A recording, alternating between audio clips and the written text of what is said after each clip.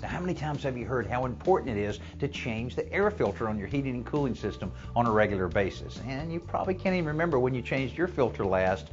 I guarantee you it's time. Here's why it's so important. Now, this is a return air grill. Behind it, probably a pretty dirty air filter. And this is generally located in the central part of your home, either on a wall like this or even on the ceiling sometimes.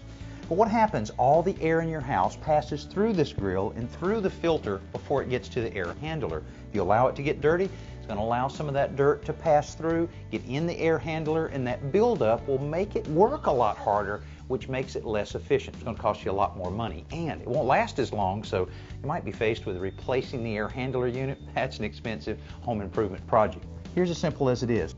First of all, just take the grill down like that.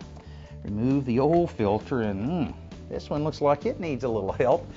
Just discard that, and then don't pick up just one, pick up several air filters so that you can have a few extras on hand so that you can encourage the replacement of it fairly regular. And remember, the air is flowing in this direction, so make sure your directional arrow is going in that same direction.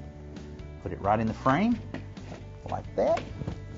Then you close this up. It's as simple as it is, and you'll need to do this depending on the quality of filter you have every month. Some better filters you can wait every 3 months, but even when you change the filter, you'll also need to remember, take a damp rag and wipe some of that dust off, because that will add to the new filter getting dirtier a lot quicker than it should.